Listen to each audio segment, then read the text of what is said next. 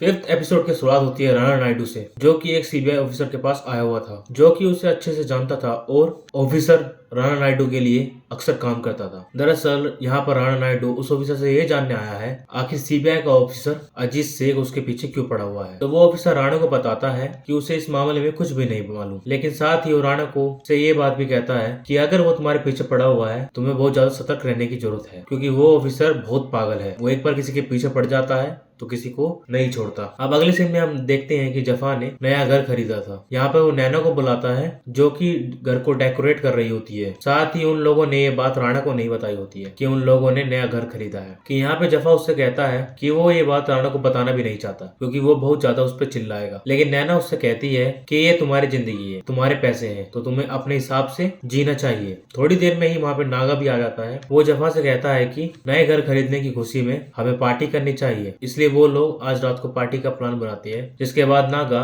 Hair salon में पहुंच जाता है, जहाँ पे उसकी मुलाकात होती है तारा नाम की एक औरत से। बातों ही बातों में तारा और नैना की दोस्ती हो जाती है और यहाँ पे नागा तारा को पार्टी में के लिए इनवाइट कर देता है। यहाँ नैना और जफा साथ में बैठे हुए होते हैं। जफा यहाँ पे उसे बताता है कि वो लाइफ में कुछ भी नहीं कर पाएगा, क्योंकि वो नॉर्मल इंसान की तरह नहीं है, वो हर चीज में वीक है, इसलिए उसकी जिंदगी नहीं चलने वाली। लेकिन नैना यहाँ जफा को समझाती है तुम जैसे हो बहुत अच्छे हो, और उसे सपोर्ट भी करती है। जिसके अगले सीन में हम हॉस्पिटल का सीन देखते हैं, जहाँ पे कि डॉक्टर के द्वारा पता चलता है कि ओबिन महाजन को ब्रेन में ट्यूमर है और उसका इलाज होगा, लेकिन ऑपरेशन के सक्सेसफुल होने के सिर्फ 50% चांस है। हमारे बड़ाओं के पास 50-50 चांस बचा है जीने का। इसके अगले सीन में हमें एक रेस्टोरेंट दिखाया जाता है, जहाँ पर कि अजीत शेख श्रेणी बैठे हुए थे। दोनों यहाँ पे ब्लैक कॉफी ऑर्डर करते हैं, लेकिन श्रेणी यहाँ पे अपने ही कप में कुछ नशीली दवाई मिला देता है और वो यहाँ पर अजीत शेख से टिश्यू मांगने के बहाने वो कप बदल देता है। सबसे पहले अजीत शेख अपने कप को देखता है तो उसको अजीब सा लगता है, लेकिन वो ना सोचे समझे उसको पी लेता है। यहाँ ओबी की वाइफ जब उसको हॉस्पिटल के रूम में आती है तो वहाँ पे वो ओबी को नहीं पाती। वो पूरी तरह से घबरा जाती है और वो पूरे हॉस्पिटल में ओबी को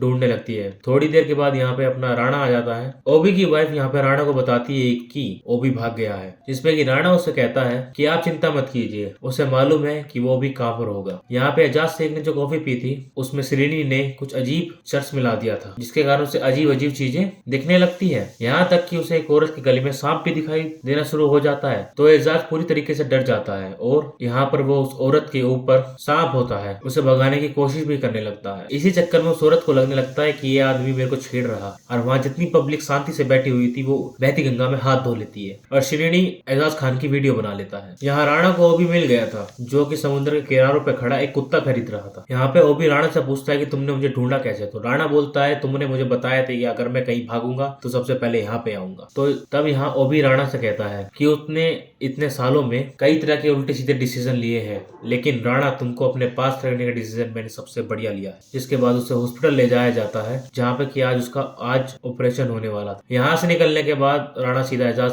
शेख के पास जाता है, जो कि एक कमरे में था, क्योंकि उसे लोगों ने बहुत मारा था। यहाँ पे राणा एजाज शेख से कहता है कि अगर हमारा पीछा नहीं छोड़ा तो वो ये वीडियो वायरल कर देगा, और साथ ही वो उससे कहता है अगर ये वीडियो वायरल हो गई तो तुम्हारा सस्पेंड होना तो एकदम तय है, इसे प्रिंस और मेरा रास्ता छोड़ दो। जिसके बाद हम नित्या को देखते हैं, जो कि रेहान से बात करने की कोशिश करती है, लेकिन रेहान नित्या से कोई भी बात नहीं करना चाह रहा था। नित्या को बहुत गुस्सा आ रहा था, इसलिए वो अपने छोटे भाई को लेकर जफा की पार्टी में पहुंच जाती है। वहाँ जफा पार्टी में लोगों को आने का इंतजार कर रहा था और फिर थोड़ी देर के बाद यहाँ पे नागा आ जाता है। नागा यहाँ पे जफा से कहता है यहाँ पे कुछ ही देर में ढेर सारे लोग आने वाले हैं और फिर इस पार्टी को वो खूब एंजॉय करेंगे। वहाँ राणा जब हॉस्पिटल में था तब उसी के पास एजाज शेख का कॉल आता है। एजाज राणा से कहता है मुझे डराने की कोशिश बिल्कुल भी मत करना, क्योंकि वो उन लोगों में से नहीं है जो कि इन छोटी चीजों से डर जाएगा, क्योंकि वो अब उनकी बैंड बजाने वाला है। यहाँ जफा की पार्टी में देखते ही देखते लोग आने शुरू हो जाते हैं और वो यहाँ पर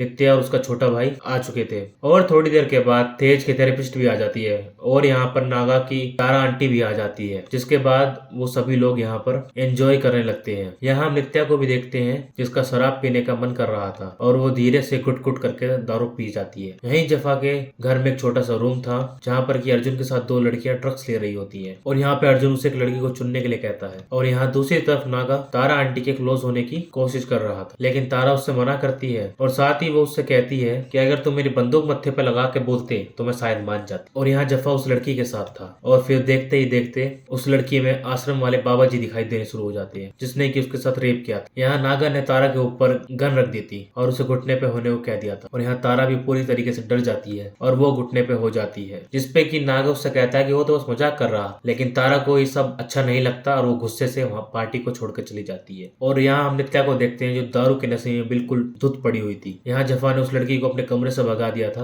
अब उसे बहुत ज्यादा पागलपन के दौरे आने शुरू हो गए थे, इसलिए वो अपने ही कमरे में आग लगा देता है और पार्टी में जितने भी लोग होते हैं उनसे वो बदसलूकी करने शुरू कर देता है और इन सभी को इस घर से जाने के लिए कहता है। ये देखकर तेज तुरंत ही राणा को कॉल कर देता है और वो राणा से कहता है जफा नए घर की पार्टी में पागल हो गया है। ये सुनने के बाद राणा को बड़ा ही अजीब लगता है क्योंकि उसे तो पार्टी के बारे में, जफा के नए घर के बारे में भी नहीं पता। तब राणा तुरंत यहाँ पर आता है और जब वो नित्या को शराब की हालत में देखता है और तो उसका दिमाग पूरी तरीके से खराब हो जाता है और वो ये गुस्सा नागा के ऊपर उतारने लगता है। थोड़ी ही देर के बाद यहाँ पे नैना आ जाती है और यहाँ पे राणा नैना से कहता है क्या उसने इन्हें पार्टी पे भेजा है, जिसपे कि नैना उससे कहती है कि सबके बारे में मुझे कुछ नहीं पता। लेकिन बीच बीच में नागा भी उससे कुछ बातें बोल रहा होता है। राणा को ये बातें सुनकर गुस्सा आता है और वो नागा के ऊपर गन तान देता है, लेकिन यहाँ पर नागा को बहुत अच्छे से मालूम था कि राणा उस पर गोली नहीं चलाने वाला, इसलिए वो राणा से कहता है तेरे पैदा होने के बाद 5 साल तेरी गांड साफ करा मैं। मेरे को मालूम उधर कितना गुर्दा है और कितना गू है, इसलिए वो उसे गोली नहीं मारेगा। जिसके बाद यहाँ से सभी लोग चले जाते हैं और राणा आता है हॉस्पिटल ओबी महाजन के पास, जिसका ऑपरेशन सक्सेसफुल हो चुका था। राणा यहाँ पे ओबी महाजन को बताता है कि नागा उनके काम में दखल दे रहा है और साथ ही वो मेरे फैमिली वालों को ज्यादा नजदीक आने की कोशिश कर रहा है। लेकिन मुझे मालूम है कि नागा यहाँ पे किस लिए आया है, क्योंकि उसने हमेशा लोगों को धोखा ही दिया है। जिसपे ओबी राणा से कहता है कि उसे नागा को मारने देना चाहिए था, लेकिन राणा का वो बाप था इसलिए वो उसे नहीं मार सकता था। राणा ये बात ओबी को भी समझाता है। तो ओबी यहाँ पे राणा से कहता है कि तुम्हें ऐसे इंसान को ढूंढना चाहिए जो कि तुम्हारे बाप तो क्या, तुम्हारे बाप के बाप को भी मारने दोबारा ना सोचे। फिर आगे हमें हैदराबाद सूर्य नाम का एक डॉन दिखाया जाता है और यही होता है एपिसोड 5 खत्म। भाई जिसको ये एपिसोड पसंद आया भाई वीडियो को लाइक करो, चैनल को सब्सक्राइब करो। मैं मिलता हूँ आपको अगली वीडियो में।